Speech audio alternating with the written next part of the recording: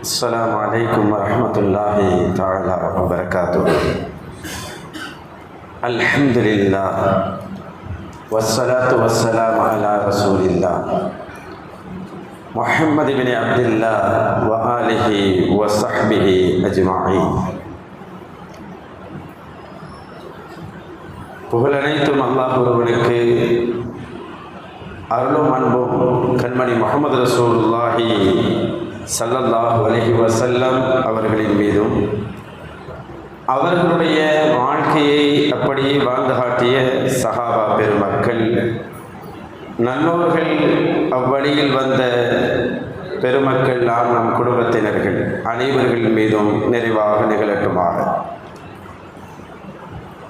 புனிதமான இடத்தில் அவனுடைய வேதத்தின் விளக்கத்தை தெரிந்து கொள்வதற்காக கொண்டு வந்த அல்லாஹ், இதன் காரணமாக அல்லாஹ் மறுமையில் உயர்ந்த சுவனத்தில் சுந்தர நபி முஹம்மது ரசூலுல்லாஹி ஸல்லல்லாஹு அலைஹி வஸல்லம் அவர்களோடு அல்லாஹ் நம்மையும் நம் குடும்பத்தார்களையும் கொண்டு வருவானாக. வாழும் வரை சுகத்தோடும் நலத்தோடும் அல்லாஹுவின் நிகரில்லா பொருத்தத்தோடும் வாழுகின்ற தௌஃபீக்கை அல்லாஹ் நமக்கெல்லாம் தந்தருள்வானாக. இஸ்லாத்திற்கும் இஸ்லாமியர்களுக்கும் அல்லாஹு தஆலா கண்ணியத்தையும் பாதுகாப்பையும் தந்தருள்வானாக. குர்ஆன் பிரகாரம் வாழுகின்ற உயர்ந்த நசீபையும், முஹம்மது ஸல்லல்லாஹு அலைஹி வஸல்லம் அவர்களுடைய சுன்னத்தில் நின்று வாழுகின்ற தௌஃபீக்கையும் அல்லாஹ் தந்தருள்வானாக. ஆமீன் ஆமீன். அன்பானவர்களே, சூரத்துல் பக்ராவினுடைய 60 வசனங்கள் அல்லாஹ்வின் அருளால் நிறைவு பெற்றது. 61வது வசனத்தை பார்க்க இருக்கிறோம். தொடர்ந்து சூரத்துல் பக்ராவிலே பனி இஸ்ரவேலர்களை பற்றி, அதாவது யூதர்களை பற்றி, யூதர்கள் நபி மூசா அலைஹிஸ்ஸலாம் அவர்களோடு நடந்து கொண்டதை பற்றி, யூதர்கள் இந்த உம்மத்துக்கு எப்படி பாடமாக இருக்கிறார்கள் என்பதை பற்றி, அவர்களுடைய நிலைகளை, கொள்கைகளை, கோட்பாடுகளை, அவர்களுடைய மாற்றமான முனாஃபிக்குத்தன நயவஞ்சகத்தனங்களை எல்லாம் அல்லாஹ் சொல்லி வருகிறான். அந்த வரிசையில் குர்ஆனுடைய சூரத்துல் பக்ராவின் 61வது வசனம் இப்படி தொடங்குகிறது. வஇத் குல்தும் யா மூசா. பனி இஸ்ரவேலர்களை பற்றி அல்லாஹ் அவர்களை அழைத்து சொல்கிறான். பனி இஸ்ரவேலர்களை நீங்கள் சொன்னபோது, மூசா அவர்களே, லன் நஸ்பிர அலா துஆமின் வாஹிதின், ஒரே மாதிரியான உணவை சாப்பிட்டுக் கொண்டு எங்களால் பொறுமையாக இருக்கவே முடியாது என்று நீங்கள் சொன்னீர்கள். ஒரே மாதிரியான சாப்பாடை எங்களால் சாப்பிட்டுக்கிட்டு இருக்க முடியாதுன்னு சொன்னீங்க. குர்ஆன் கையாளுற விதம் வித்தியாசமாக இருக்கும். குர்ஆனுடைய அரபு இலக்கியங்களை படித்தா ரொம்ப நல்லா இருக்கும். ஏன்னா அல்லாஹ்வுடைய வேதம் அல்லவா, அல்லாஹ் பேசுறது ரொம்ப சூப்பராகவே இருக்கும். அது நமக்கு சொல்ல தெரியாமல் இருக்கும். அது இன்னும் பெரியவங்க சொல்லும் போது இன்னும் சூப்பராக சொல்லுவாங்க. ஏன்னா அல்லாஹ்வுடைய கருத்துணர்வை அப்படியே சொல்லிட முடியாது. இல்லை, அல்லாஹ்வுடைய சொல்லாற்றலை, சொற்களை அப்படியே பொருளை தந்துட முடியாது. அது நம்மளால் உள்ள பலகீனம். ஆனால் அல்லாஹ் பயன்படுத்துகிற வார்த்தை இருக்கிற ரொம்ப அருமையானது. அதனால தான் இந்த குர்ஆன் பல பேரை ஈர்த்திருச்சு. ஆடு வைத்து கொண்டிருந்த அப்துல்லாஹ் இப்னு மஸ்ஊத் ரலியல்லாஹு தஆலா அன்ஹு இரவெல்லாம் தொலை வைத்தது குர்ஆன் தானே. ரொம்ப குர்ஆன்ல நிறைய மனப்பாடம் பண்ணிக்கிட்டதுனால அதிகமான சூறாவை ரசூலுல்லாஹ்ட்ட கேட்டுக்கிட்டாங்க. எங்க மதீனாவுக்கு வந்த பிறகு வஹி எழுதுறதுக்கு நிறைய பேர் இருந்தாங்க. மக்காவுல வஹி எழுதுறதுக்கு கொஞ்சம் பேர் தான், சில பேர் தான் வஹி எழுத முடியும். ஏன்னா அவ்வளோ நெருக்கடி. சஹாபாக்கள் ஒரு சில பேர் தான் அப்போ படிச்சிருந்தாங்க. ரசூலுல்லாஹ் மதீனாவுல ஸ்கூல்ல ஆரம்பிச்சிட்டாங்க. ஸ்கூல் ஆரம்பிச்சு நிறைய இது வந்ததுனால நிறைய பேர் படிச்சிருந்தாங்க. அதுல ஒரு சஹாபி அப்துல்லாஹ் இப்னு மஸ்ஊத் ரலியல்லாஹு தஆலா ரசூலுல்லாஹ்ட்டேந்து இந்த குர்ஆனுடைய சரிபாதி சூறாவுக்கு மேலே கேட்டிருக்கிறாங்க. ரசூலுல்லாஹ்ட்டேந்து நம்மளாம் யார்ட்டேருந்து கேட்குறோம்? யாரோ ஒரு அஜத்துலேருந்து ஓத கேட்டிருக்கோம்.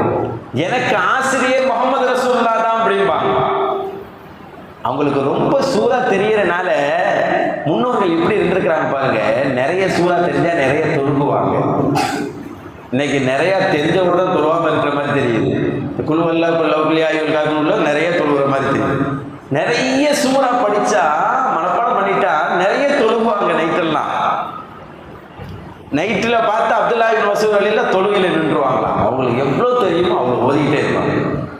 ஃபுல் அவங்கள ஹாஃபிதுல் குர்ஆனாக இருந்தாங்க. ஃபுல்லாக ஓதி தொழுவாங்க. யோசிச்சு பாருங்க, நம்மளுக்கு ஓரளவு தெரியுமில்ல சில சூறாவை. தெரிஞ்ச சூறாவெல்லாம் குர்ஆன்ல ஓதி முடிச்சுட்டேன்னு சொல்ல முடியுமா? சொல்லுங்க பார்க்கலாம். எவ்வளோ தெரியுங்கிறத விட்டுருவோம். தெரிஞ்ச வரைக்கும் உண்டான மொத்த சூறாவையும் நான் ஒரு 2 ரக்காயத்தில் ஓதி முடிச்சிருக்கிறேன். நஃபில்ல ஓதலாம்லங்க. அப்படி எத்தனை சூறா ஓதலாம்ல? நான் தெரிஞ்ச சூறா அது 20 சூறாவா இருக்கட்டும், ஒரு 10 சூறாவா இருக்கட்டும், இல்லை சூறா யாசினா இருக்கட்டும், சூறா வாக்கையாவா இருக்கட்டும், நான் முழுசா இதை ஓதி இருக்கிற 2 ரக்காயத்தில் சொல்றது யோசிச்சு பாருங்க. தெரிஞ்சு வச்சுக்கிறோம். அது என்ன ஆகுதுன்னா பின்னாடி மறந்து போயிடுது. முன்னோர்கள் என்ன செய்வாங்க, குர்ஆனை தொழுகையில ஓதுவாங்க. இது ஒரு நல்ல மெத்தேடு சொல்லி தராங்க. நம்மளுக்கு 20 சூறா தெரிஞ்சாலும் ஒரு 2 ரக்காயத்தில் ஃபுல்லாக ஓதி தொழுது பார்க்கணும். ஒரு அரை ஜூஸு தெரியுதா ஃபுல்லாக ஓதி தொழுது பார்க்கணும். அது குர்ஆனை. அதனால தான் ஹாஃபிதுகளுக்கு தராவீஹ் தொழுகையில் 30 ஜூஸு ஓத வைக்கிறாங்களே. ஏண்டா தொழுகையில் குர்ஆனை ஓதுனா மறக்காது. நார்மலாக ஓதுறதுக்கும் திறந்து வச்சு ஓதுறதுக்கும் தொழுகையில் ஓதுறதுக்கும் வித்தியாசம் இதுதான். ஏன் ஹாஃபிதுகள் ஓதிக்கிட்டு தானே இருக்காங்க, ஏன் தொழுகையில் ஓத வைக்கிறாங்க வருஷத்துக்கு ஒரு தடவை? அவங்க அடுத்த ரமலான் வரைக்கும் அவங்களுக்கு மறக்காது. அது மாதிரி நம்ம 20 சூறா தெரிஞ்சிருந்தா அந்த 20ஐயும் நீங்க தொழுகையில் ஓதி பாருங்க, மறக்காது. சூறா யாசின் தெரிஞ்சிருந்தா அது தொழுகையில் ஓதி பாருங்க, அது மறக்காது. தொழுகையில் ஒரு முறை நம்ம அந்த குர்ஆனை ஓதுற பழக்கத்தை வச்சுக்கிறோம். குர்ஆன் அவ்வளோ சக்தியானது, அவ்வளோ பவரானது குர்ஆன் என்பது. இதுக்கு நிகர் எதுவும் கிடையாது இல்லையா? இப்போ அல்லாஹ் பயன்படுத்துகிற வார்த்தைகள் எல்லாம் ரொம்ப அற்புதமாக இருக்கும். அவங்க சொன்னாங்களாம், பனி இஸ்ரவேலர்கள் இன்னும் ஒரே மாதிரியான சாப்பாடு எப்படி சாப்பிட்டுக்கிட்டு இருக்குது. வீட்லேயே நம்ம சண்டைக்கு போகல, எப்போ பார்த்தாலும் சோறா. வீட்டில் சில பேர் இப்படி பேசுறது, எங்கேருந்து இந்த வார்த்தை வந்துச்சுன்னா இப்போ தான் தெரியுது. ஒரே சோறையே ஆக்கி போடுவியா, ஒரே இட்லியா, ஒரே தோசையான்னு கேட்குறமே. இது யூதர்கள் கேட்ட வார்த்தை இது. அதனால நான் அந்த மாதிரி சொல்ல வரல. அவங்க தான் இந்த வார்த்தையை வெளியிட்டது. அவங்களுக்கு என்ன கிடைச்சிச்சு? சொர்க்கத்திலேருந்து கிடைச்சிச்சு. இதை விட ஒரு ஹோட்டல் இருக்கா? இதை விட சூப்பர் சாப்பாடு வாங்கிட முடியுமா? சொர்க்கத்திலிருந்து உணவு கிடைச்சிச்சு. காடை கறியையும் அற்புதமான ஸ்வீட்டையும் சாப்பிட்டுக்கிட்டு இருந்தவங்க எப்படிப்பட்ட சாப்பாடு இது? என்ன ஒரே மாதிரி சாப்பாடு? அது எங்களால் பொறுத்துக்க முடியாதுல்ல. சாப்பாடே இல்லாத நிலையை உணராம முஹம்மது ரசூல் ஸல்லல்லாஹு அலைஹி வஸல்லம் எங்க பத்ர் காலத்துல சஹாபாக்கள் நின்றாங்களா இல்லையா? பத்ர் காலத்துல எவ்வளவு நெருக்கடியான நிலை. சாப்பிட்றதுக்கு ஒரு பேரிச்சம்பழம் தானே இருந்துச்சு. சில சஹாபாக்களுக்கு அரை பேரிச்சம்பழம் தான் கிடைச்சிச்சு. ஏன்னா ரமலானுடைய மாதத்துல தான் பத்ர் போர் நடந்துச்சு. நோன்பு வச்சுக்கிட்டு தான் போர் செஞ்சாங்க. பேரிச்சம்பழம் 1-2 பேரிச்சம்பழம். ஆனா அந்த இடத்துல கூட இந்த உம்மத்தினுடைய சிறப்பை பாருங்க. இந்த மூத்த குடிகளான சஹாபா பெருமக்கள் முஹம்மது ரசூலுல்லாஹ்வை பார்த்து, நாயகமே எங்களுக்காக அல்லாஹ்விடத்திலிருந்து ஏதாவது வாங்கி கொடுங்கன்னு கேட்கல. ரசூலுல்லாஹ் கேட்டா வருமா வராதா? வானத்திலிருந்து வருமா வராதா? ஏங்க மூசா நபி கேட்டு வந்துருச்சுலங்க. முஹம்மது ரசூலுல்லாஹ் கேட்டா வருமா வராதா? போர்க்களத்துல நோம்போடு நிற்கிறாங்க, கன்னி நோம்பு இல்லையா?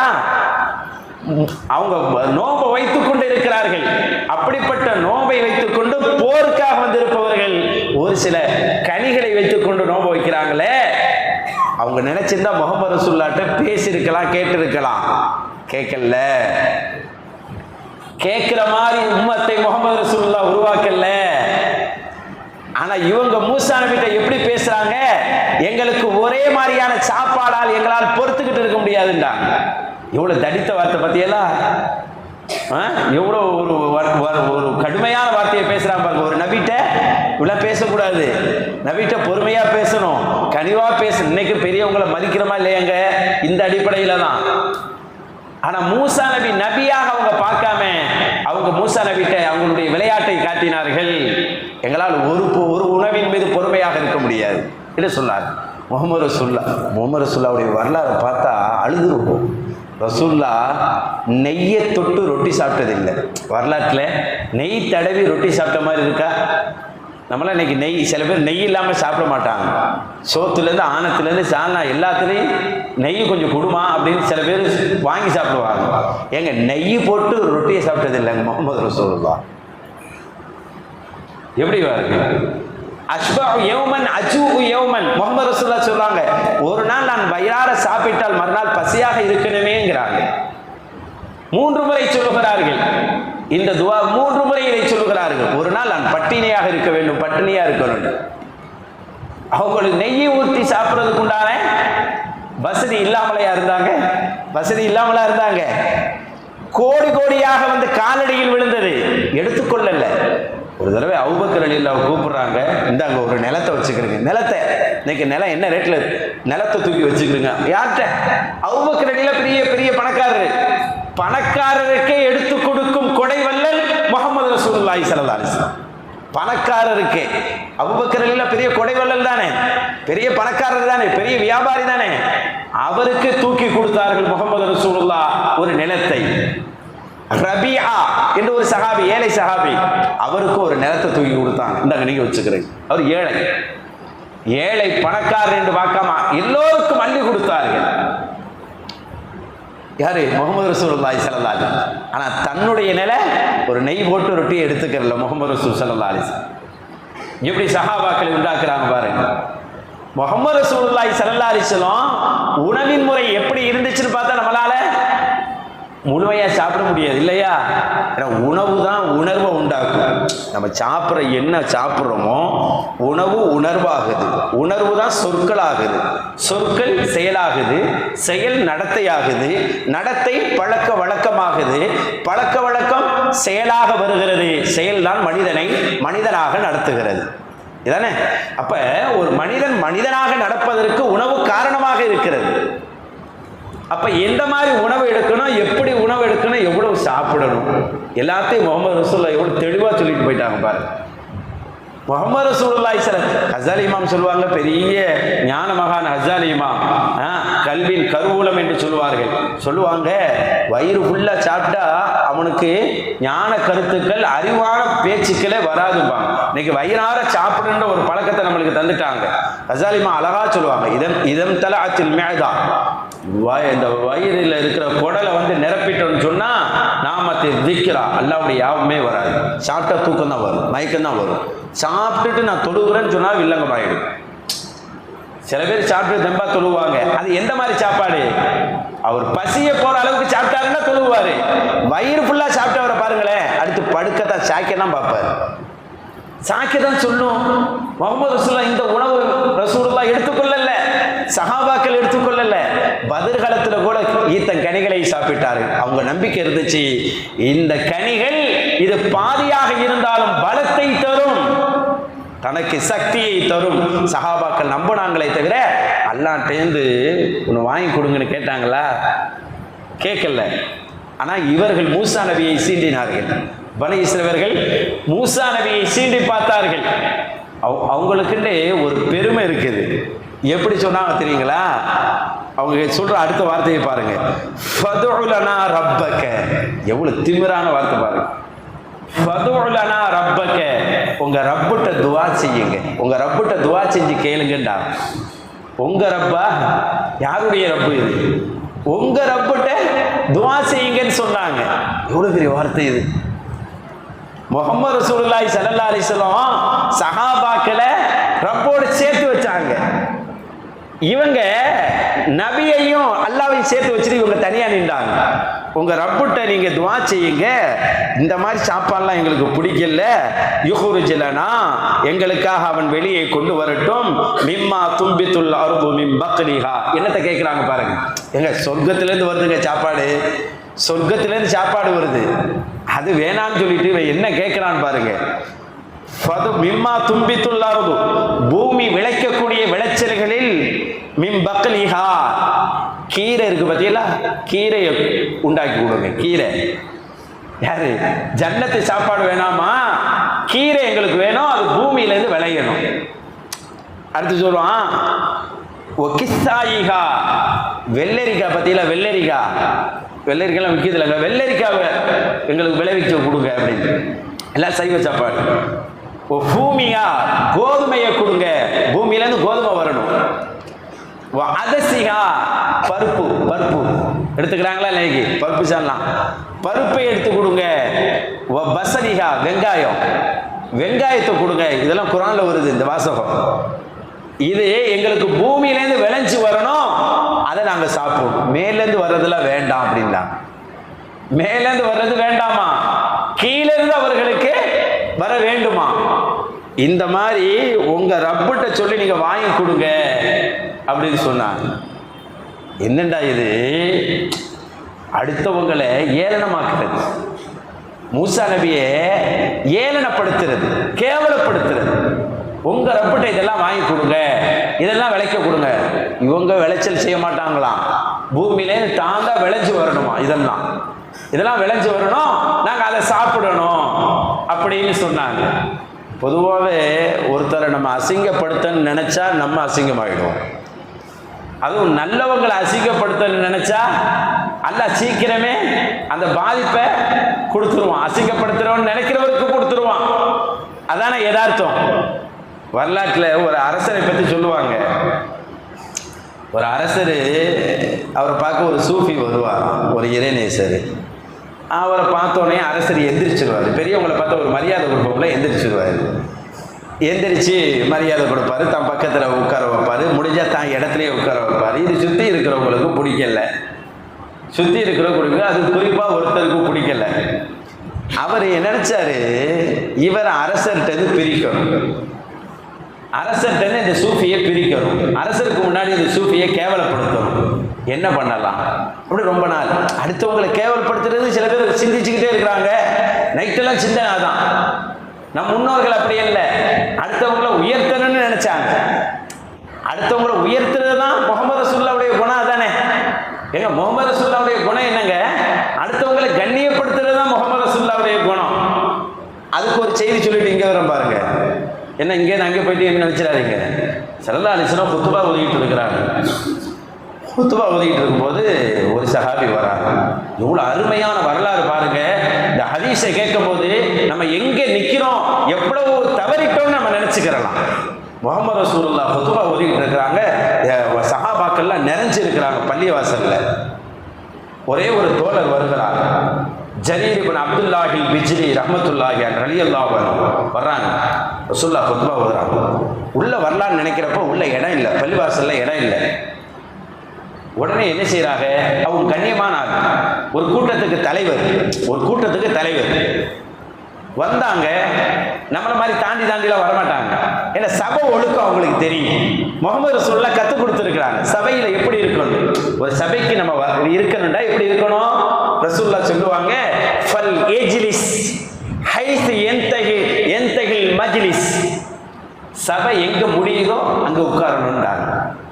கடைசியா வந்தா ஒழுக்கம் என்ன, சபை ஒழுக்கம் கடைசியில எங்க முடிகிறோ சபை அங்குதான் உட்காரணும். நம்ம யாரா இருந்தாலும் சரி, இது சபை ஒழுக்கம். முகமது ரசூலுல்லாஹ் கற்றுக் கொடுத்தவர்கள் அல்லவா. வந்திருப்பவர் தலைவர், கண்ணியமானவர். அவர் நினைக்கிறார், முகமது ரசூலுல்லாஹ் நமக்கு இப்படி அல்லவா பாடம் சொல்லி தந்திருக்கிறார்கள், சபை முடிகிற இடத்தில் அல்லவா உட்கார்ந்து இருக்க வேண்டும் என்று சொல்லி அவர் உட்காரலாம் என்று நினைத்தால் உட்காரக்கூடிய இடமாக அது இல்லை. இடம் ரொம்ப கொஞ்சம் தூசியும் இதுமா இருக்குது. அவர் கொஞ்சம் கண்ணியமான ஆள். பள்ளிவாசல் முடிஞ்சு வெளியே எப்படி இருக்கும், பள்ளிவாசல் நல்லா இருக்கும், பள்ளிவாசலுக்கு வெளியே எப்படி இருக்கும், அது உட்கார்ற மாதிரி இடம் இல்லை. ரசூலுல்லாஹ் குத்பா பிரசங்கம் செஞ்சுக்கிட்டே இருக்கும்போது அவரை பார்க்குறாங்க. பார்த்தோன்னே ஆஹா கண்ணியமானவர்ல, உடனே முகமது ரசூலுல்லாஹ் தான் மேல போட்டிருந்த துண்டை எடுத்து அவரை நோக்கி போடுகிறார்கள். இங்கிருந்து முகமது ரசூலுல்லாஹ் வாசலில் இருக்கிற அவரை நோக்கி போடுகிறார்கள். சரியாக அவர் பிடித்துக் கொள்கிறார். சரியாக அந்த துண்டை எப்படி பிடித்துக் கொள்கிறார். ஸல்லல்லாஹு அலைஹி வஸல்லம் இப்படி தூக்கி போட்டு இந்த துண்டு டிராவல் பண்ணும்போது அப்படியே கண்ணெல்லாம் திரும்புது சபையில. மொத்த சஹாபாக்கள் அப்படி திரும்புறாங்க. ஏன்னா அல்லாஹ் சஹாபாக்களை அல்லாஹ்வோடு சேர்த்து வைக்கிற வேலையில முகமது ரசூலுல்லாஹ் இருக்கிறாங்க, உரை நிகழ்த்தி கொண்டு இருக்கிறாங்க. எல்லாருடைய இதயத்திலும் அல்லாஹ்வை சேர்த்து வைக்கிற பணியில் இருக்கிற முகமது ரசூலுல்லாஹ் தன் மேனியில் இருக்கிற அந்த துண்டு இப்படி பறக்கிறதே, அந்த துண்டு எப்படிப்பட்டது, எல்லோருக்கும் ஆசை ஒரு முறையாவது முகமது ரசூலுல்லாஹ்வுடைய துண்டை முத்தமிட்டு வேண்டும் என்ற ஆசை எல்லோருக்கும். அவ்வளவு பாக்கியம் பொருந்திய ஒரு துண்டு அல்லவா அது. அந்த துண்டு எங்கேயும் விழுந்து விடுமோ, எங்கேயாவது கீழே பட்டு விடுமோ என்று எல்லோரும் திரும்பி பார்க்க அந்த துண்டு அப்படியே டிராவல் ஆகி சரியாக ஜரீர் இப்னு அப்துல்லாஹில் பிஜ்லி ரஹ்மத்துல்லாஹி அலைஹி ரலியல்லாஹு தஆலா அவர்கள் பிடித்துக் கொள்கிறார்கள். இப்ப யோசனை நம்மளுக்கு வரும், அவர் சங்கையான ஆளு, அவர் தலைவருங்கிறனால ரசூலுல்லாஹ் இப்படி கண்ணியப்படுத்திட்டாங்களோன்னு நாளைக்கு ஒருத்தர் சொல்லக்கூடாது. இல்ல என்ன தலைவருக்கு ஒரு சட்டம் பள்ளியாசல்ல, சாதாரண ஒரு ஆளுக்கு ஒரு சட்டமா அப்படின்னு பிந்திய யாரும் பேசிவிடக் கூடாது என்பதற்காக முஹம்மது ரசூலுல்லாஹ் மிம்பர் மேடையில் இருந்து சொல்றாங்க, இதா அத்தாக்கும் ரசூலுல்லாஹ் சொல்றாங்க, இதா அத்தாக்கும் கரீமு கௌமி, சங்கையான ஒரு மனிதர் உங்களிடத்தில் வந்தால் ஃபஅக்ரிமுஹு, அவரை நீங்கள் சங்கைப்படுத்துங்கள். ஒரு வார்த்தை முஹம்மது ரசூலுல்லாஹ்வுக்கு தூரத்து பார்வை நிறைய இருந்துச்சு. இந்த உம்மத்துக்கு அதை காட்டி தந்தாங்க. யாருமே நாளைக்கு பள்ளிவாசல்ல இப்படி ஒரு வேறுபாடான்னு நினைச்சிடக்கூடாதுங்கிறதுக்கு கண்ணியமான ஆளா இருந்தா அவரை கண்ணியப்படுத்துங்கன்னு சொன்னார். எப்படி இருக்கு யோசிச்சு பாருங்க. முஹம்மது ரசூலுல்லாஹ்வுடைய துண்டை பிடிச்சோன்னு அவரால் முடியலை. ரசூலுல்லாஹ் சொல்றாங்க, யாரு அப்துல்லா ஜரீர் இப்னு அப்துல்லாஹி பிஜ்லி ரஹ்மத்துல்லாஹி சொல்றாங்க, தோழரே என் துண்டை விரிச்சு துண்டுக்கு மேல உட்காருங்கிறாங்க. சஹாபாக்களுடைய இதயம் அல்லவா அது.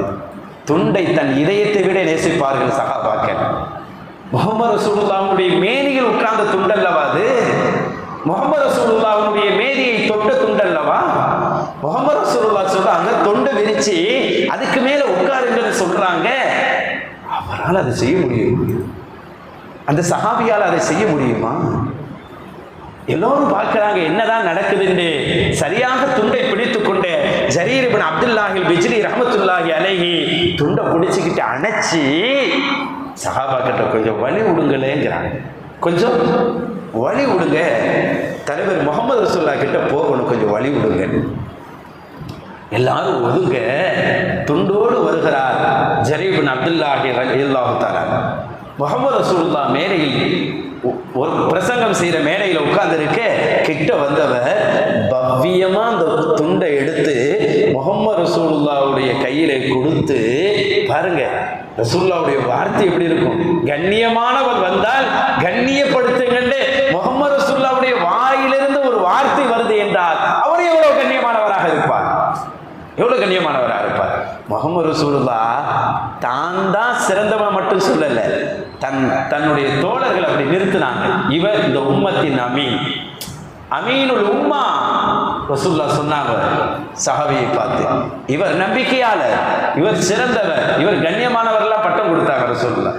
அந்த சஹாபி துண்டை எடுத்து வந்து முஹம்மது ரசூலுல்லாஹ்க்கு முன்னாடி வச்சுட்டு ஒன்று சொன்னாங்க, ஒரு வார்த்தை சொன்னார் அந்த சஹாபி. எல்லாரும் நிற்கிறாங்க. எவ்வளவு முக்கியமான கட்டம் அது. இந்த சஹாபி சொன்னாங்க, ஜரீர் இப்னு அப்துல்லாஹில் பிஜ்லி ரலியல்லாஹு தஆலா அவர்கள் சொன்னாங்க, அக்ரமக்கல்லாஹ் கமா அக்ரம்தனி யா ரசூலல்லாஹ் சொல்றாரு. இந்த சஹாபி சொல்றாங்க, எவ்வளவு அழகான வார்த்தை பாருங்க, நாயகமே அல்லாஹ் உங்களை எப்போதும் கண்ணியமாக வைப்பானாக, என்னை நீங்கள் கண்ணியப்படுத்தியதை போல. இத்தனை பேருக்கு மத்தியில் உங்க துண்டு விரிச்சு என்னை உட்கார சொல்லும் அளவுக்கு என்னை கண்ணியப்படுத்தியதை போல அல்லாஹ் எப்போதும் உங்களை கண்ணியமாகவே வைப்பானாக என்று அந்த சஹாபி சொல்லுகிறார். முஹம்மது ரசூலுல்லாஹி ஸல்லல்லாஹு அலைஹி வஸல்லம் இதை உருவாக்கி கொடுத்தாங்க. ஒரு மனிதரை எப்படி நேசிக்கணும், ஒரு கண்ணியமானவரை எப்படி மதிக்கணும், பெரியவர்களுக்கு எவ்வளவு மரியாதை கொடுக்கணும் அப்படிங்கிறத உம்மத்துக்கு சரியாக சொன்னவர்கள் முஹம்மது ரசூலுல்லாஹ் இல்லையா? யோசிச்சு பாருங்க. இனி அந்த சஹாபியை இந்த சஹாபாக்கள் எப்படி பார்த்திருப்பார்கள். ஜரீர் இப்னு அப்துல்லாஹி பிஜ்லி ரஹ்மத்துல்லாஹி அலைஹி ரலியல்லாஹு அன்ஹு அவங்க அந்த பாதையில நடந்த அந்த சஹாபியை அந்த உம்மத்தை எப்படி பார்த்திருக்கும் யோசிச்சு பாருங்க. ரசூலுல்லாஹ் இப்படி உருவாக்கினாங்க. ஆனா பனி இஸ்ரவேலர்கள் மூசா நபியை விளையாடி பார்த்தார்கள், மூசா நபியை விளையாடினார்கள். ஆனால் அல்லாஹ்வுடைய சுன்னத்து என்ன தெரியுங்களா? அல்லாஹ்வுக்கு ஒரு சுன்னத்து இருக்கு. அல்லாஹ் நபிமார்கள் பெரியவர்கள்ட்ட விளையாடினா அவன் விளையாடிடுவான், அவன் விளையாடிடுவான். சுன்னத்துல்ல அல்லாஹ்வுடைய விளையாட்டு அது ரொம்ப மோசமா இருக்கும். பாருங்களேன், வாங்க வரலாறு இருக்கு. அரசர்கிட்ட வந்த அந்த சூஃபிய கேவலப்படுத்த ஒரு திட்டம் போட்டார். திட்டம் போட்டுட்டு ஒரு முடிவு பண்ணாரு. அரசர் போய் சொன்னாரு, பிடிக்காதவரு இந்த பாருங்க, அந்த சூஃபி பார்த்தீங்கன்னா உங்ககிட்ட வந்தோட வாயை முடிக்கிறாரு, மூக்கை குத்திக்கிறாரு. வாயை முடிக்கிறாரு, மூக்கையை குத்திக்கிறாரு. ஏதோ உங்களை பார்த்தா அவர் கொஞ்சம் அசூசியா நினைக்கிறாரு. அப்படியா? ஏன்னா ஆளை பத்தி ஒரு ஆளு ஏதாவது சொன்ன பிறகுதான் நல்லா கவனிப்போம். அது வரைக்கும் யதார்த்தமா தான் பார்த்துருப்போம். அப்படின்னா இல்லையே அப்படின்னு அரசர் சொல்ல. சூஃபியை பத்தி கம்ப்ளைண்ட் பண்றாங்க. அப்படிலாம் இல்லையே அப்படின்னு அரசர் சொல்ல. இல்ல இல்ல ரெண்டா பாருங்க, அவர் உங்க கிட்ட வந்தோடனே வாய் மூக்கையை மூடிடுறாரு. அப்படியா? சரி இனி பாக்குறேன். உடனே இவர் என்ன செஞ்சாரு, அந்த சூஃபிக்கு எவர் இந்த சூஃபியை பற்றி அரசரிடத்தில் குறை கூறினாரோ அவரே அந்த சூஃபிக்கு அந்த நாளில் விருது வைக்கிறார். காலையில விருதுல என்ன சாப்பாடு தெரியுமா? இந்த யூதர்கள் கேட்டாங்களே, யூதர்கள் என்ன கேட்டாங்க? வெங்காயத்தை கொடுங்க, பூண்டு கொடுங்கன்னு கேட்ட மாதிரி அவர் பூண்டையும் வெங்காயத்தையும் சமைச்சிருக்கிறார். சமைச்சு சாப்பாட்டை அப்பெல்லாம் பச்சையா சாப்பிட பழக்கம் இருந்துச்சு. அப்படியே சாப்பாடு கொடுத்தாரு. விருந்துக்கு உள்ளவங்க விருந்தாளிகள் கொடுக்குற எடுத்துக்கிடுவாங்க. சாப்பிட்டுட்டாங்க, தராரு விருந்து கொடுக்குறான்னு சூஃபி சாப்பிட்டாங்க. சாப்பிட்டா பூண்டு வெங்காயம் வாட வருமா இல்லையா? ஆனா அதை தான் இந்த யூதர்கள் எங்களுக்கு வேணும்னு கேட்கிறாங்க. எங்களுக்கு வெங்காய பூண்டு தான் வேணும்னு கேட்கிறாங்க. அரசர்கிட்ட வராரு. அரசர்கிட்ட வந்தோடனே அரசருக்கு ஏற்கனவே எதிர்பார்ப்பு இருக்கு, இன்னைக்கு செக் பண்ணிடலான்ட்டு கொஞ்சம் தள்ளியே நின்றாரு சூஃபி. அரசர் சொன்னார், அக்கரபு இலை, அக்கரிபு இலை, ஊதுனு இலை அப்படின்னு சொன்னார். பக்கத்தில் வா அப்படின்னு கூப்பிட்டாரு. பக்கத்தில் வாங்க அப்படின்னு கூப்பிட்டாரு. சூஃபி பக்கத்தில் போகும்போது கிட்ட கூப்பிட்டாரு. இன்னும் கொஞ்சம் பக்கத்தில் வாங்கணும். மூக்கிலையும் வாயிலையும் கை வச்சுட்டார். ஏன்னா அதான் சாப்பிட்ருக்கிறோம், வெங்காயம் பூண்டு சாப்பிட்ருக்கவன் பேசும்போது வாட வருமா இல்லையா? அதனால அரசருக்கு ஏதோ அது ஒரு அசூசியா ஒரு இதாக ஆகிடக்கூடாதுன்ட்டு மூக்கிலையும் வாயிலையும் கை வச்சாச்சு. சொன்னது மாதிரி நடந்துருச்சா? அரசருக்கு கோபம் ஆயிடுச்சு. ஆஹா, இப்படிதான் டெய்லி நம்மள்கிட்ட வந்து பேசுறாரா? நம்மளை கண்டு அவருக்கு இவ்வளோ அலட்சியமா? நம்ம என்ன அவ்வளவா துர்வாடையில் இருக்கிறோம்? அந்த காலத்தில் அரசருக்கு ஏதாவது ஒன்று கொடுக்குறேன்னா அந்த அரசருடைய பாணி என்னென்னா ஒரு லெட்டரில் எழுதி கொடுப்பாராம். அரசர் யாருக்காச்சும் ஒரு அன்பளிப்பு செய்கிறதா இருந்தால் ஒரு அரசர் ஒரு துண்டு சீட்டில் எழுதி கொடுப்பாராம். அந்த சீட்டை கொண்டு போய் ஹாசின் பொக்கிஷதாரர்கிட்ட கொடுத்தா அவர் ஏதாவது கொடுப்பார். அதில் என்ன எழுதப்பட்டிருக்கோ கொடுப்பார். அது அரசருடைய பாணி. அதாவது அன்பளிப்பு கொடுக்குறாரு அப்படி எழுதி கொடுப்பார். முதல் முறையாக அரசர் தலைகீழ செஞ்சார். ஒரு சீட்டை எடுத்து இந்த சீட்டில் எழுதினார், இந்த வர்ற சூஃபியை உங்ககிட்ட வந்தவனை கொலை பண்ணிடு, உங்ககிட்ட வந்தோடனே கொலை பண்ணிடு. அரசருக்கு அவ்வளோ கோபம். நம்மளை பார்த்து இவ்வளோ நாளாக மூக்களையும் வாயிலையும் கை வச்சுட்டு இருந்திருக்கிறாரு அப்படின்ட்டு. ஆனால் இதுக்கு காரணமான ஒருத்தன் அவன் அந்த பெரியவரை சீண்டி பார்த்து இருக்கிறான், அந்த இறைநேசரை சீண்டி பார்த்து இருக்கிறான். அந்த சூஃபியும் அது ஒன்றும் தெரியாது. அவங்க சீட்டை வாங்கி மடக்கி இதை கொண்டு போய் ஹாசின்கிட்ட கொடுங்க, அவங்களுக்கு கொடுக்க வேண்டியதை கொடுப்பாரு அப்படின்னு அரசர் சொல்ல. அவங்க இறைநேசர்கள் பொதுவாக எதுக்கும் பயப்பட மாட்டாங்க. இறைநேசர்களுடைய பழக்கம் என்னண்டா, அவங்களுக்கு பயமே இருக்காது, எதை பற்றியும் கவலையும் இருக்காது, எதை பற்றியும் கவலையும் இருக்காது. அரசர் சீட்டு கொடுத்தாரு, அதை வாங்கிட்டு அப்படியே நடந்தாங்க. அதில் நம்மளாக இருந்தால் என்ன எழுதிருக்குன்னு படிச்சிருப்போம். ஆனால் அதை படிக்கிற பழக்கமும் அவங்கள்ட்ட இருக்காது. உள்ளதை இப்படி கொண்டு போய் கொடுப்பாங்க. அப்படியே எடுத்துக்கிட்டு போனாங்க. சீட்டை கொண்டு போகிறாங்க. சீட்டில் கொலை பண்ணன்னு எழுதப்பட்டிருக்கு. ஆனால் வளமை என்னண்டா, அன்பளிப்புக்கு தான் அந்த சீட்டில் எழுதுவார். இவர் சீட்டோட வெளியே வந்தாரா, இவரை பற்றி கம்ப்ளைண்ட் பண்ணார் பாருங்க. அவர் வந்தார், என்ன இவர் உள்ளேயே முடிஞ்சுட்டு பார்த்து சீட்டோட வராரு. சீட்டோட போனால் என்ன அன்பளிப்பில் கிடைக்கும், பெரிய அன்பளிப்பில் கிடைக்கும். ஆஹா அப்படின்னு சொல்லிட்டு அவர்கிட்ட வந்து பேசுகிறான். உங்களுக்கு காலையில் நான் விருந்தெல்லாம் வச்சிடல, சரிப்பா எனக்கு எதுவும் சுக்குரு செய்ய அதான் துவா ஓதிட்டேனாப்பா. இல்லை அந்த சீட்டை என்கிட்ட கொடுக்கலாம்ல, அந்த சீட்டை என்கிட்ட கொடுக்கலாம், ரொம்ப நான் ஏழையாக இருக்கிறேன், நான் ரொம்ப ஏழையாக இருக்கிறேன். ஏன்னா அந்த சீட்டு போனாவே அன்பளிப்பு கிடைக்குன்னு அர்த்தம். நான் கொஞ்சம் ஏழையாக இருக்கிறேன், அந்த சீட்டை என்கிட்டா கொடுத்துருங்களேன் அப்படின்ட்டாரான். அந்த சூஃபிக்கு அந்த சீட்டில் என்ன இருக்குலாம் தெரியாது. உடனே சரி கேட்குற காலைல விருந்து வேற வச்சிருக்கிறார் மனுஷன், விருந்து வேற நல்லா தாம் தூம்னு வச்சிருக்கிறாரு, வெங்காயம் பூண்டெல்லாம் கொடுத்து அப்படின்னு சொல்லி சீட்டை கொடுத்துட்டாரு. சீட்டை கொண்டு போன சந்தோஷத்தில் இவர் வேகமாக வேற போறாரு. யாரு? இந்த வேலை செஞ்சவர். வேகமாக போய் ஹாசிட்ட இந்த சீட்டை கொடுத்தோன்னே, எப்பவும் சீட்டை அன்பளிப்புக்கு தான் எழுதப்படும், முதல் முறையாக அது பிரித்து பார்த்தா இந்த சீட்டை கொண்டு வரக்கூடிய மேற்படியாக கொலை பண்ணிருங்கன்னு எழுதியிருக்கு. ஆளை காலி பண்ணிடுங்க, காலி பண்ணிவிட்டு அந்த சீட்டில் காலி பண்ணிட்டேங்கிற தகவல் உண்மையை எனக்கு அனுப்பி வையுங்கன்னு எழுதப்பட்டிருக்கு. போனோடனே இப்படி எழுதுனதை படித்தோடனே அவர் கேட்டாராம், கொடுக்குறத கொடுங்கன்னு கேட்டாராம். அப்படி தூக்கி போய் கட்டிட்டாங்க. அவரை ஒரு மரத்தில் கட்டிட்டாங்க. ஏன் கொடுக்க சொன்னால் கட்டிட்டீங்களே அப்படின்னு கேட்டாராம் இவர். இல்லை, உன்னை கொலை பண்ணு இதில் எழுதியிருக்கு அப்படின்னு. அப்போ என் சீட், இந்த சீட்டு எனக்குள்ள சீட்டு இல்லை அப்படின்னு கத்தினாரா அவர். இது என் சீட்டு இல்லை, இது இன்னொருத்தருக்குரிய சீட்டு, நான் பிடிங்க கொண்டு வந்துட்டேன். இந்த பாரு, அரசருடைய சீட்டு யார் கையில் வருதோ அவருக்கு தண்டனை, அவ்வளோதான் எங்கள் வேலை. இது யார் சீட்டு, யார் கையில் உள்ள சீட்டுலாம் எங்களுக்கு தேவையில்லை. யார் கையில் சீட்டு இருக்கோ அவர் கதை முடிச்சிருவோம்.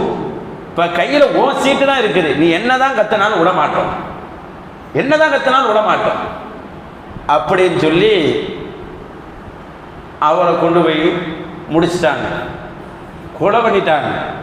கொலை பண்ணிட்ட செய்தியையும் அரசருக்கு அனுப்பியாச்சு. மறுநாள் காலையில் சூஃபி அரசரை பார்க்க போறாரு. சூஃபி உள்ள வர்றதை பார்த்தா அரசருக்கு பயமாயிருச்சு. நானும் அவர் முன்கர் நக்கீர் கேள்விலாம் முடிஞ்சிருக்கும்ல நினைச்சோம். மவுத்தாயி உள்ள வச்சா முன்கர் நக்கீர் கேள்விலாம் முடிஞ்சிருக்கும்லங்க, அப்படிலாம் நினைச்சோம். இவர் என்ன உசுரோட வர்றாரு, இவர் சூஃபி தானா? ஏன்னா அரசர் சொன்னால் தண்டனை கரெக்டாக கிடைக்கும், அப்போ இப்போ எப்படி உசுரோட வந்தார் அப்படின்னு கேட்க, அப்போ தான் அந்த சூஃபி சொன்னாராம், எனக்கு என்ன சீட்டு கொடுத்தீங்கலாம் தெரியாது, நான் வெளியே கொண்டு போனேன், எனக்கு யார் விருந்து வச்சாரோ அப்படின்றாராம். என்ன விருந்து அப்படின்னு? அதாங்க பூண்டு வெங்காயத்தை வச்சு விருந்து வச்சாருங்க, அதனால தான் உங்ககிட்ட கூட மூக்க பற்றிக்கிட்டு இருந்தல்ல, அதனால தான் அப்படின்றாராம். ஓ அப்படி கதையா? வச்சவன் யாரு? அந்த அவன் தான் அப்படின்னு. அவன் தான் என்கிட்ட வந்து உங்களை பற்றி கம்ப்ளைண்ட் பண்ணான் அப்படின்னு அரசர் சொன்னாராம். அப்போ அரசர் ஒரு வார்த்தை சொன்னாராம். இந்த சூஃபி அரசர்கிட்ட போகும்போதெல்லாம் ஒரு வார்த்தை சொல்லுவாராம், அல் முசீவு சதக்ஃபி இசாஅத்துஹு அல் முஹ்சினு சதக்ஃபி இஹ்சானுஹுன்னு சொல்லுவாராம். அடிக்கடி இந்த சூஃபி இப்படி சொல்கிற பழக்கம். நல்லது செய்கிறவனுக்கு அந்த உபகாரமே அவனுக்கு போதுமானது, பாவம் செய்கிறவனுக்கு பாவமே போதுமானது அவன் உருப்படாமல் போகிறதுக்குண்டு சூஃபி அடிக்கடி சொல்லுவாராம் அரசர்கிட்ட வந்தா. பற்றியெல்லாம் நீங்கள் சொன்னது எவ்வளோ உண்மையாக போச்சு, பற்றியெல்லாம் அவன் சதி செஞ்சான், சதியிலேயே அவளை வீழ்ந்துட்டான் பற்றியெல்லான்னு கேட்டாரான் அரசர். இந்த மாதிரி பெரியவர்களை சீண்டி பார்த்தா அந்த விளைவோ அந்த சீண்டியவர்களுக்குத்தான் உண்டு. மூசா நபியை வம்புல இழுக்கிறதுக்காக பனி இஸ்ரவேலர்கள் சொர்க்கத்திலிருந்து வந்த உணவை ஒரே மாதிரியான உணவு வேணான்னு சொன்னாங்க. ஒரே மாதிரியான உணவு எங்களுக்கு வேணான்னு சொன்னாங்க. ஏன் நம்மெல்லாம் சொர்க்கத்து உணவு கிடைக்குமான்னு தானே நினச்சிக்கிட்டு இருக்கிறோம் இல்லையா? எவ்வளோ மோசம் பாருங்க. இதே வேலை தான் இப்போ காய்கறி கேட்டாங்கல்ல, கீரை கேட்டாங்க, மிம்பக்கலிகா ஒ கிஸ்தாயிகா ஒ ஃபூமிகா ஒ அதசியா ஒ வசலிகா, எங்களுக்கு கீரையை கொடுங்க, பூண்டை கொடுங்க, வெள்ளரிக்காவை கொடுங்க, கோதுமையை கொடுங்க, வெங்காயத்தை கொடுங்க, பருப்பை கொடுங்கலாம் கேட்டாங்கல்ல.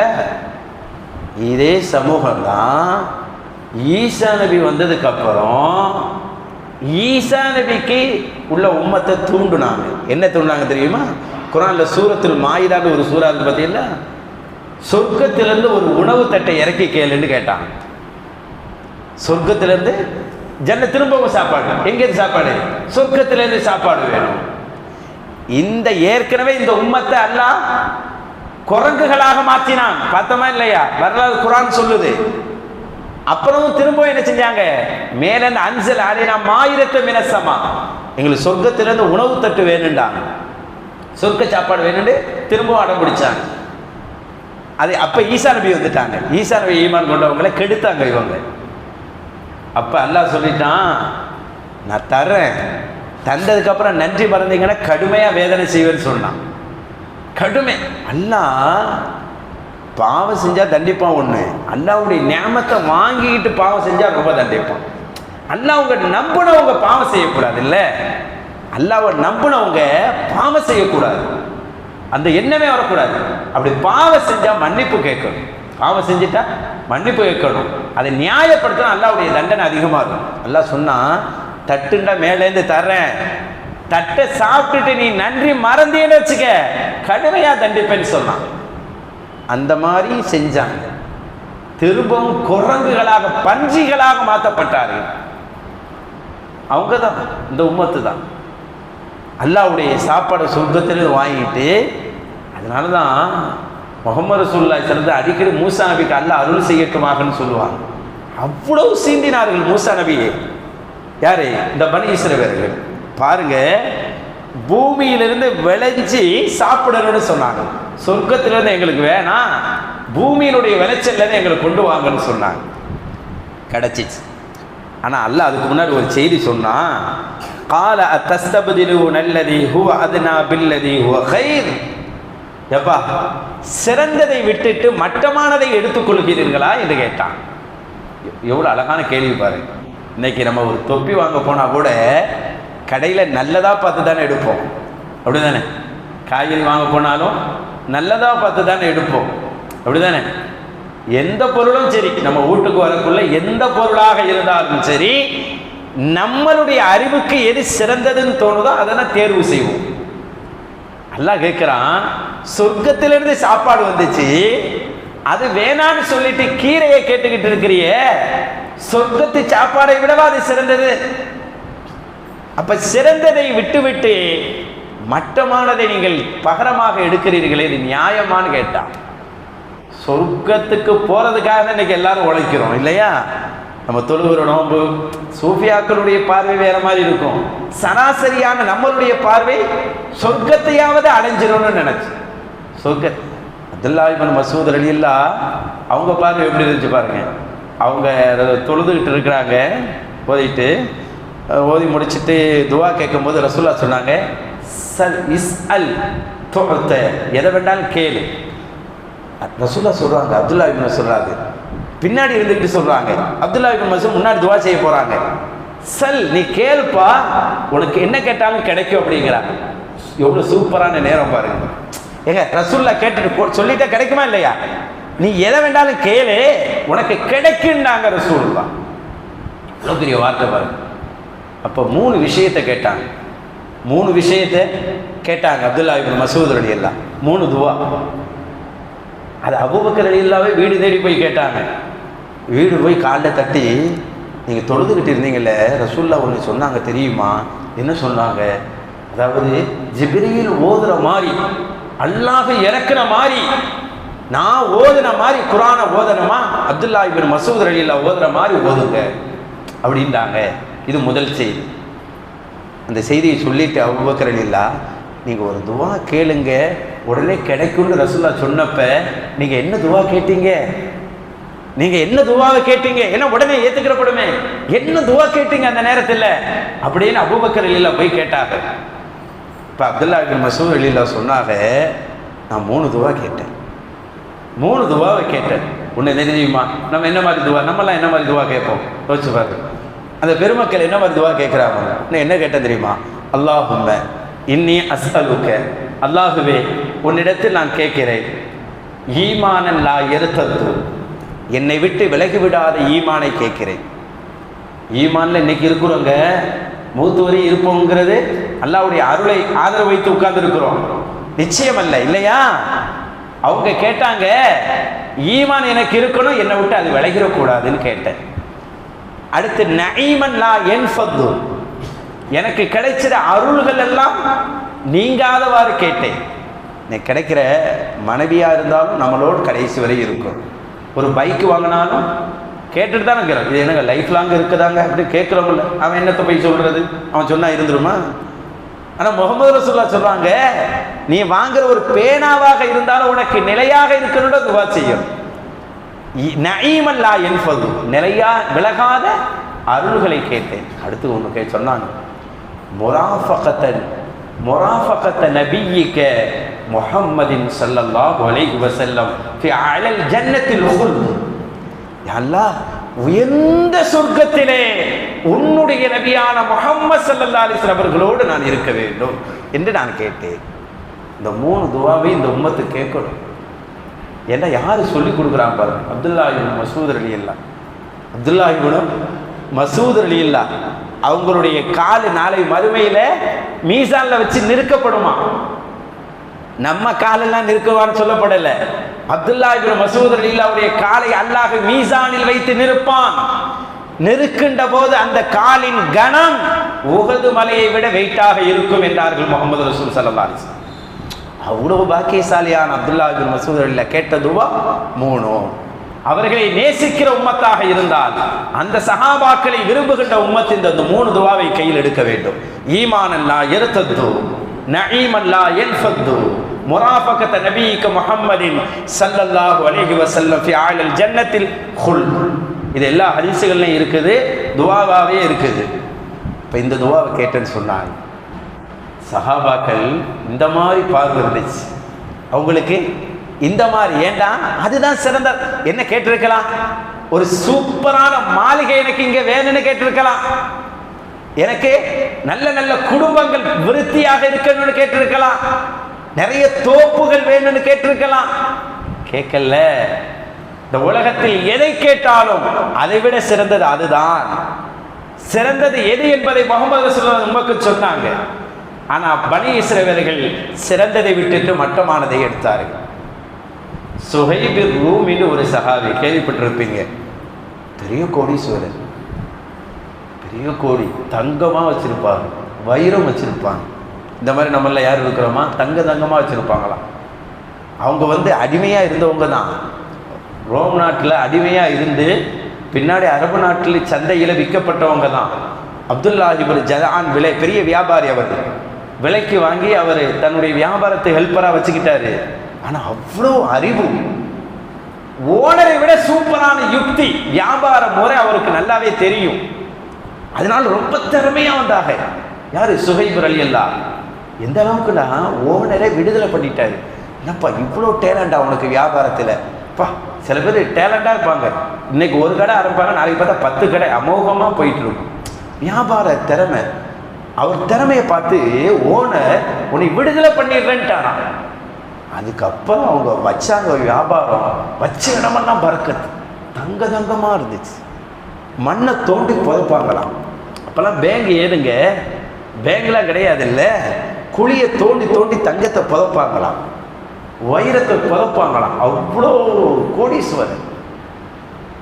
முஹம்மது ரசூலுல்லாஹி ஸல்லல்லாஹு அலைஹி வஸல்லத்தை ஈமான் கொண்ட போது எதிரிகள் முஹம்மது ரசூலுல்லாஹ் எப்படி குறிவைத்து இருந்தார்களோ, சுஹைப் ரலியல்லாஹு இந்த மக்கா விட்டு போகக்கூடாதுன்னு குறிவைத்தார்கள்.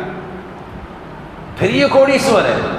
அவர் போகலான்னு முடிவெடுத்தாங்க. ஹிஜ்ரத்துக்கு, ஹிஜ்ரத்துடைய நேரத்தில் போயிடலாம் அப்படின்னு முடிவெடுத்த போது எதிரிகள் சுத்திக்கிட்டாங்க. அதுலேருந்து தப்பி ஓடி ஒரு மலையில் ஏறிட்டாங்க சுஹைப் ரலியல்லாஹு தஆலா. மலைக்கு மேலே நின்று சொன்னாங்களாம், நான் எப்படி அம்பு வீசுவேன்னு தெரியும் உங்களுக்கு. வான அருமி பிஹி சஹ்ம, அம்புகளை சரியாக வீசக்கூடியவன் நான் வீசுகிற அம்பு மிஸ் ஆகாது, குறி தவறாது. என்னை பற்றி உங்களுக்கு தெரியும். கடைசி அம்பு இருக்கிற வரை உங்களை நான் வீழ்த்துவேன் அப்படின்னு சொன்னார். என் அம்பு முடிஞ்சாலும் என் வாளால் எப்படி போர் செய்வேன்னு உங்களுக்கு தெரியும். நான் ரோம் நாட்டில் பயிற்சி எடுத்திருக்கிறேன், பாரசீக நாட்டில் பயிற்சி எடுத்திருக்கிறேன். நான் எப்படி வாள் சுரட்டுவேன் தெரியுமா அப்படின்ட்டாராம். ஒத்தாலா கம்முண்டு இருந்தாங்களா துரத்துன குறைஷிகள். கடைசியாக சொன்னாங்களாம், உன்கிட்ட சண்டை போடலாம் நாங்கள் வரல. அத்தனை பேரும் ஒரு ஆளாக நிற்கிறாங்க. சுஹைப் ரலியல்லாஹு, உன்கிட்ட சண்டை போடலாம் நாங்கள் வரல, உன்னை வீழ்த்துறதுக்கெல்லாம் வரல. நீ மக்காவுக்குள்ளே வரும்போது எப்படி வந்தா? ஃபக்கீரா தானே வந்தா, பக்கீர்ஸா ஒன்றும் இல்லாதவனா வந்தா, இப்படி தானே? இன்னைக்கு கோடீஸ்வரனாக மாறிட்டா. பணமெல்லாம் எங்கள்கிட்ட இருந்தால் உனக்கு வந்திருக்கு. எங்கள் ஏரியாவில் தானே தொழில் செஞ்சுருக்கிறா, எங்கள் நாட்டில் தானே தொழில் செஞ்சுருக்கிறா. அதனால அப்படின்னு சொன்னாங்களாம். புரிஞ்சுக்கிட்டாங்க. யார்? சுஹைப் ரலியல்லாஹு. ஓ, பணத்துக்கு வராங்களோ அப்படின்ட்டு.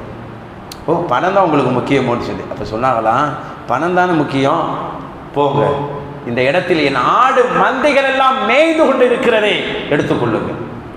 இந்தந்த இடத்தில் தங்கத்தையும் வைரத்தையும் புதைத்து வைத்திருக்கிறேன், தோண்டி பாருங்கள், இருக்கும், எடுத்துக்கொள்ளுங்கள். சுஹைப் ரலியல்லாஹு இப்படியே பல இடங்களை சொல்லிட்டு இதுதான் வேணுடா எடுத்துக்கொள்ளுங்கள் என்று சொல்லி பிஸ்மில்லாஹ் நடைய கட்டுறாங்க. சுஹைப் ரலியல்லாஹு கோடிக்கணக்கான தங்கங்களை அவங்க போயிட்டு இருக்கும்போது குறைஷியர்கள் பேசிக்கிறாங்களாம், எப்பா அவர் சொன்னாருன்னு அவரை விட்டுட்டியே, அவர் அடிச்சு விட்டுருந்தா, பொய் சொல்லியிருந்தா, தப்பிச்சு போகிறதுக்காக பொய் சொல்லியிருந்தா என்ன பண்ணுறது? சில பேர் தப்பிச்சு போகிறதுக்காக பொய் சொல்லுவாங்கல்ல, தோண்டி பார்க்கும்போது இல்லாமல் இருந்திருந்தா என்னப்பா இப்படி பொசுக்குன்னு விட்டுட்டியல அப்படின்ட்டு ஒருத்தர் சொல்ல, அதிலிருந்த மற்ற குறைஷியர்கள் சொன்னார்களாம், எவருப்பா அவர் யாருடைய தோழர் தெரியுமா? சொல்றது யார்? குறைஷிகள். முஹம்மது ரசூலுல்லாஹை விரட்டியவர்கள். இவர் யாருடைய தோழர் தெரியுமா? இவர் யாருக்கு பின்னால் போகிறார் தெரியுமா? முஹம்மது ரசூலுல்லாஹ்வினுடைய தோழர், முஹம்மது ரசூலுல்லாஹ்வுக்காக பின்னாடி போகிறார். இவருடைய குணத்தில் ஒன்றை பொய் சொல்ல மாட்டார்கள். முஹம்மது ரசூலுல்லாஹ் பொய் சொல்ல மாட்டார்கள், அவருடைய தோழர்களும் பொய் சொல்ல மாட்டார்கள். எங்க இருக்கிறார் பாத்தீங்களா? எங்க நெருக்கடியிலும் கூட தனக்கு வருகின்ற ஆபத்திலும் கூட பொய் சொல்ல மாட்டார்கள் என்ற பெயரை எடுத்தவர்கள் நம்மளுடைய முன்னோர்கள். பொய் எங்கே இன்னைக்கு பொய் இல்லாமல் வியாபாரம் இல்லாமல் போச்சு இல்ல, பொய் சொல்ல மாட்டார்கள் என்ற பேரை எடுத்தாங்க. போனதுக்கு அப்புறம் போய் தோண்டி பார்த்தா எந்தெந்த இடத்தை சொன்னார்களோ அந்தந்த இடத்துல தூக்க முடியாத அளவு தங்கங்கள் இருந்தது, வைரங்கள் இருந்தது, அத்தனையும் ஆடுகள் இருந்தது, மந்தைகளாக அத்தனையும் சொன்னது போல அவர்கள் இருந்ததை எடுத்துக்கொண்டார்கள். முஹம்மது ரசூலுல்லாஹ்வை நோக்கி அவர் நடந்தே போகிறார். சொன்னார், நான் எதை கூட எடுத்து போகலை, ஒட்டகத்தை கட்டி போகின்ற கயிறை கூட நான் எடுத்து போகலை, எனக்கு ஒட்டகம் கூட கிடையாது, நடந்தே போறேன்னு சொன்னார். எனக்கு வேண்டாம் எதுவும், நான் நடந்தே போகிறேன் என்று சொல்லி நடந்தே மதீனாவுக்கு போனான். ஒண்ணுமில்லாம் கோடீஸ்வரன். என்ன ஆச்சரியம் தெரியுமா? மதீனாவுக்கு போய் சேர்றாங்க. மதீனாவில் போனவுடன் முஹம்மது ரசூலுல்லாஹ்வை சந்திக்கிறாங்க. முஹம்மது ரசூலுல்லாஹ்வை சந்திப்பதற்கு முன்னால் ஜிப்ரைல் அங்கே வந்தார். சுஹைப் இங்கு கிட்டத்தட்ட 500 கிலோமீட்டர், இன்னைக்கு பஸ்ஸில் போனாலும் 6 மணி நேரம் போகிறோம் மக்காவுல இருந்து மதீனாவுக்கு. இப்போ உள்ள பாதை எப்படி, அப்போ உள்ள பாதை எப்படி? அந்த நேரத்தில் அவ்வளவு தூரம் நடந்தே போறார் ஒரு கோடீஸ்வரன். நடந்து போய் அந்த மதீனாவின் எல்லையை தொட்டு முஹம்மது ரசூலுல்லாஹ்வை பார்த்து துடிப்பை அடக்குவதற்கு முன்னால் முஹம்மது ரசூலுல்லாஹ் சொன்னார்கள், ரபிஹல் பைஉ, ரபிஹல் பைஉ, உங்க வியாபாரம் லாபமாகிவிட்டதுன்னு சொன்னாங்க. என்ன வியாபாரம் பண்ணார் இவரு? இந்த சஹாபி என்ன வியாபாரம் பண்ணாங்க? எல்லாத்தையும் விட்டுட்டு வந்தாங்க. சொத்து முழுக்க விட்டாங்க, தங்கத்தை விட்டாங்க, வைரத்தை விட்டாங்க, ஆட்டு மந்தைகளை விட்டாங்க, எல்லாத்தையும் விட்டுட்டு வந்தாங்க. முஹம்மது ரசூலுல்லாஹ் சொன்னாங்க, ரபிஹல் பைஉ, வியாபாரம் லாபமாயிருச்சுட்டாங்க. என்ன கருத்து தெரியுங்களா? இந்த துன்யாவிலே கோடியாய் வைத்திருந்தாலும் மறுமைக்காக அனைத்தையும் இழந்தால் இந்த மறுமைக்காக எதை எடுக்கிறோமோ அதுதான் சிறந்தது, அதுதான் சிறந்தது. அப்ப சஹாபாக்களுக்கு முஹம்மது ரசூலுல்லாஹ் மிக தெளிவாக கற்றுக் கொடுத்தார்கள், இந்த உம்மத்துக்கும் சொல்லி தந்தார்கள் எது சிறந்தது என்று. ஆனால் பனி இஸ்ரவேலர்கள் ஜன்னத்திலிருந்து வந்ததை விட்டுட்டு துன்யாவுல வேணும்ன்றாங்க. சிறந்ததை விட்டுட்டு மட்டமானதை எடுக்கிறது யாருடைய புத்தி, யாருடைய குணம்? அது யூதர்களுடைய புத்தி.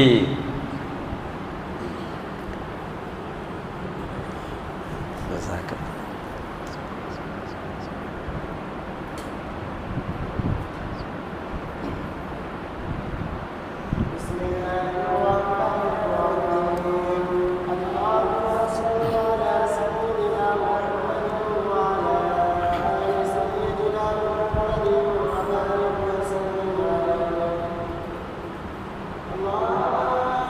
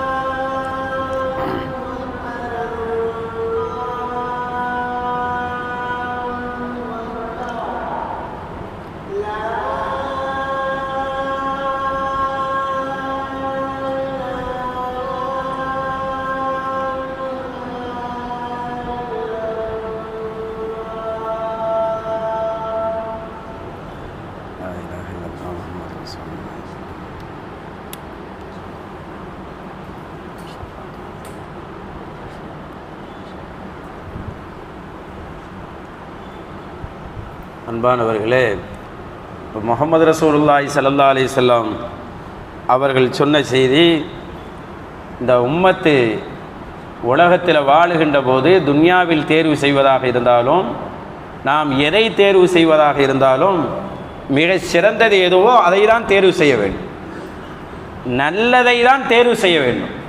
அதில் எப்படி அல்லாஹ் சொல்கிறான்டா, ஹைர் என்ற வார்த்தையை அல்லாஹ் சொல்லுகிறான்.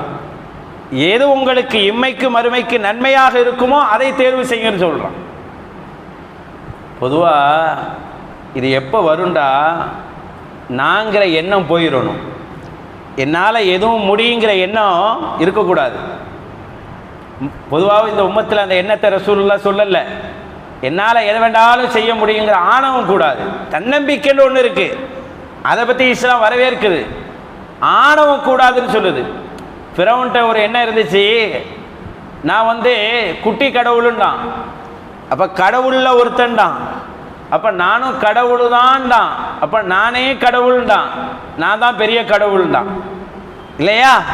அவனுடைய வார்த்தையெல்லாம் அப்படி தான் வளர்ந்து போணுச்சு. அதனால தான் அவன் சொன்னான், நான் எதை நல்லதுன்னு நினைக்கிறேனோ அதுதான் உங்களுக்கு நல்லதுன்னு சொன்னான்.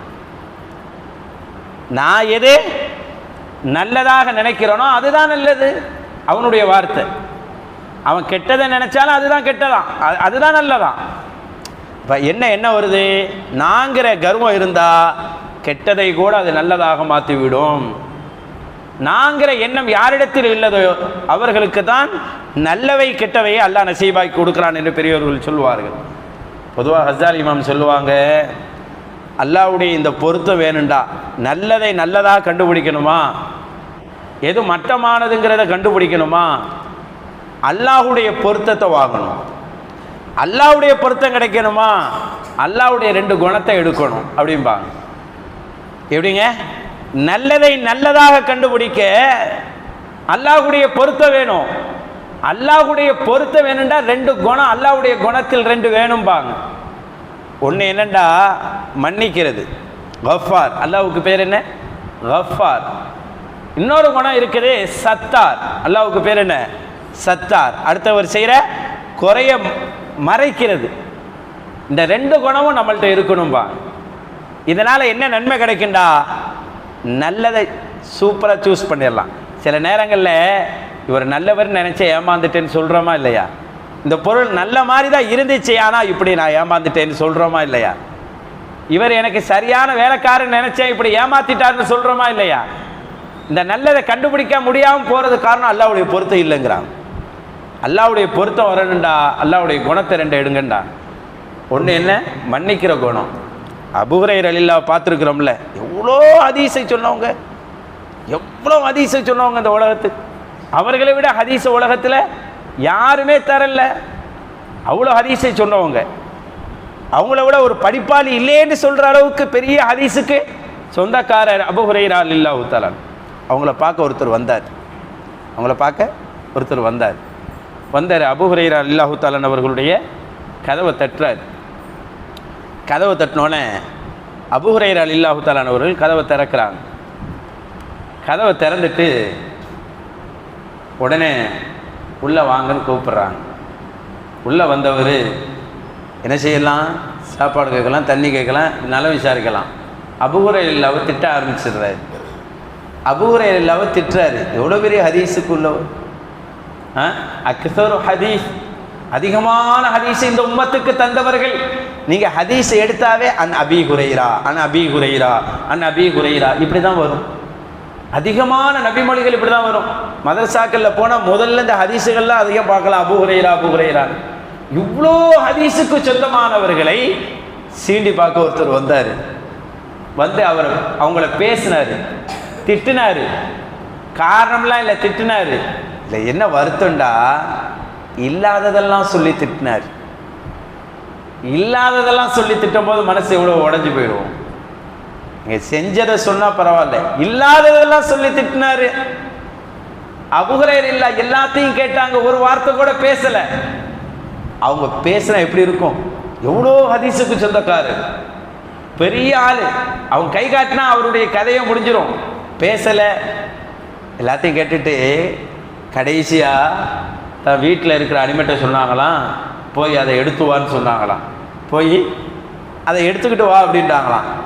இவர் கொஞ்சம் பயமாயிருச்சு, என்னத்தை எடுத்து வர சொல்கிறாங்களோ தெரியலேன்னு. வந்தால் உது செய்கிற தண்ணியை கொண்டு வந்துச்சான் அந்த அம்மா. உது செய்கிறதுக்கு தண்ணி கொண்டு வந்துச்சான். உடனே அபூ ஹுரைரா அதில் உது செஞ்சாங்களாம்.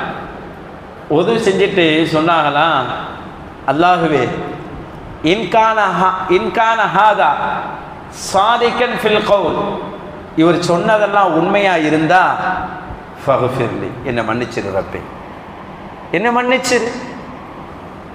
இன்கான ஹாதா காதிபன் ஃபில் கவுல், இவர் சொன்னது பொய்யாக இருந்தால் ஃபக்ஃபிர் லஹு, அவரை மன்னிச்சிருந்தார்.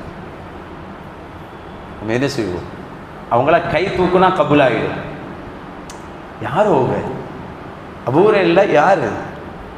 அவங்க எப்படி வந்துருங்க, ஒரு வாரத்துக்கு முன்னாடி இமாம் ஓதுன சூறாவை சொல்ல முடியுமா? இன்னைக்கு ஃபஜ்ர்ல ஓதுன 2வது ரக்காயத்தில் ஓதுன சூறாவை நம்மளால் சொல்ல முடியுமா?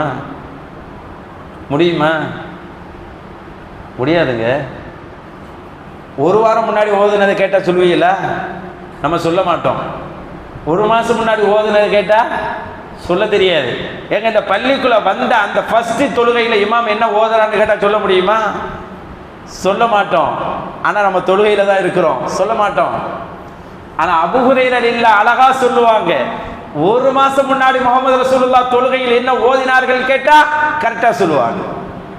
2 மாதம் முன்னாடி இஷா தொழுகையில முஹம்மது ரசூலுல்லாஹ் என்ன சூறாவை ஓதினார்கள் என்று கேட்டால் அழகா சொல்லுவாங்க. அபூ ஹுரைரா இல்ல தான் புதுசாக இஸ்லாத்துக்கு வந்தபோது முஹம்மது ரசூலுல்லாஹ்வை நான் சந்தித்த போது இந்த சூறாவை தான் ஓதினார்கள் என்று பல்லாண்டுகளுக்கு முன்னால் உள்ள சூறாவையும் ஹதீஸ்ல பதிவு செஞ்சு வச்சிருக்கிறாங்க. அவ்வளோ ஞாபக சக்தி அபூ ஹுரைராவுக்கு. அவங்க சொல்றாங்க, இவர் சொன்னது உண்மையா இருந்தா என்னை மன்னிச்சிரு, இவர் சொன்னது பொய்யாக இருந்தால் இவரை மன்னித்து விடு என்றார்கள். இந்த மன்னிக்கிற குணம் அல்லாஹ்வுடைய குணம். மன்னிக்கிற குணத்தை எடுத்தா சிறந்தது எது என்பதை அல்லாஹ் அந்த நசீபை தந்துருவான், ஈஸியா அல்லாஹ் காட்டி தந்துருவான். இன்னொரு செய்தியோட நிறைவுக்கு வர்றேன். அல்லாஹ்வுடைய குணத்துல இன்னொன்னு மறைக்கிற குணம், சத்தார். அல்லாஹ்வுக்கு பேர் சத்தார், அப்துல் சத்தார்லாம் பேர் வைக்கிறான் பாருங்க. சத்தார், மறைப்பவர். ஒரு தடவை அபூபக்கர் இல்லா வீட்டுக்கு திருட வந்துட்டான். அபூபக்கர் இல்லா இருக்கிறாங்கல்ல பெரிய சீதேவி, அவங்க வீட்டுக்கே ஒருத்தன் திருட வந்துட்டான். பெரியவங்க வீட்டுக்கெல்லாம் வந்தால் மாட்டிக்கிடுவாங்க. அவங்க யாரையும்லாம் போட மாட்டாங்க, காவலாளிலாம் வீட்டில் இருக்காது. என்னமோ அல்லாஹ்வுடைய ஏற்பாடு, மாட்டிக்கிடுவாங்க. அப்படிதான் அபூபக்கர் இல்லா வீட்டுக்கு வந்த திருடரும் மாட்டிக்கிட்டாரு. அபூபக்கர் இல்லா கேட்டாங்க, எப்பா அவர் யார் தெரிஞ்சுக்கிறோமா இல்லையா, நீ புதுசாக தான் திருட வரியா அப்படின்னு கேட்டாங்க. நீ புதுசாக திருட வரியா? புதுசுண்டா வீட்டில் ஏதாவது கஷ்டம் இருந்தால் இது இருந்தால் யதார்த்தமாக கஷ்டத்தில் வந்துடுவாங்களா இல்லையா? அதனால கேட்டாங்க, நீ திருட வந்திருக்கிறியே, இது புதுசாக தான் வரியா? அவர் தப்பிக்கிறதுக்காக சொன்னார், ஆமாம் நான் புதுசாக தான் வர்றேன் அப்படின்னு சொன்னார். அப்போ அபூபக்கர் இல்லா சொன்னாங்க, நீ பொய் சொல்கிறா அப்படின்ட்டாங்க. நீ பொய் சொல்கிறா அப்படின்னு சொன்னாங்க. ஏன்னா அபூபக்கர் இல்லாவுக்கு அல்லாஹ் விலைக்கு கொடுப்பான். அவங்களுடைய மகாரத்து டேலண்ட் என்னென்னா தனியாக ஹதீஸே இருக்குது, அவங்களுடைய இல்மு என்னன்னு சொல்லி. நீ பொய் சொல்கிறா அப்படின்னு அபூபக்கர் இல்லா சொல்ல, கடைசி அந்த திருடன் சொன்னானா, யார்கிட்டையும் என்னை சொல்லிடாதீங்க, நான் 21 முறை வந்திருக்கிறேன் அப்படின்றான். இது 21வது முறை திருட வந்தது, இது 21வது முறைன்னு சொன்னாராம். இந்த செய்தியை அவருக்கு பின்னால், அபூபக்கர் ரலியல்லாஹு காலத்துக்கு பின்னால் அவரே சொல்லுகின்ற செய்தியாக வெளியே வருகிறது. அந்த இடத்தில் அவரை திருடனாக அவரை காட்டவில்லை அபூபக்கர் ரலியல்லாஹு தஆலா அவர்கள். அவருக்கு அந்த செய்தியை மறைச்சிட்டாங்க. ஏன்னா ஒருத்தர் திருடன்னு நினைச்சா, திருந்தன்னு நினைச்சா அந்த தப்பை மறைச்சிருது. அதுக்காக அவனுக்கு சப்போர்ட்டு போறதுன்னு இல்லை, திருடனை காட்டி கொடுக்காம இல்லை, தான் வீட்டில் தான் அவன் திருட வந்திருக்கிறான். அவனுக்கு அறிவுரையை கொடுத்து அவனை தீனின் பக்கம் அழைத்தவர்கள் சித்தீக்குல் அக்பர் ரலியல்லாஹு தஆலா அவர்கள். பின்னாடி அவர் இந்த செய்தியை சொல்றாரு. இப்படி அடுத்தவர்களுடைய குறையை மறைக்கின்ற போதும் எது சிறந்தது என்பதை அல்லாஹ் அந்த வழியை காட்டித் தருவான் என்று பெருமக்கள் சொல்லுகிறார்கள். அல்லாஹ் போன உம்மத்து சிறந்ததை விட்டுவிட்டு மட்டமானதை தேர்வு செய்து எடுத்தார்கள். அதிலிருந்து நாம் பாதுகாப்பு பெற வேண்டும். சிறந்ததை எதுவோ அதை தேர்வு செய்யக்கூடிய தௌஃபீக் அல்லாஹ் நமக்கெல்லாம் நசீபாக்கி தருவானாக. வாழும் காலம் வரை அல்லாஹ் ஹைரானதையே நமக்கு தந்தருள்வானாக. ஆமீன் ஆமீன். وآخر دعوانا أن الحمد لله رب العالمين. السلام عليكم ورحمة الله تعالى وبركاته. صلى الله على محمد صلى الله عليه وسلم. صلى الله على محمد صلى الله عليه وسلم. صلى الله على محمد يا ربي صل وسلم. ஈஷா தொழுகை 7:35 நடைபெறும். ஈஷா தொழுகை 7:35 நடைபெறும்.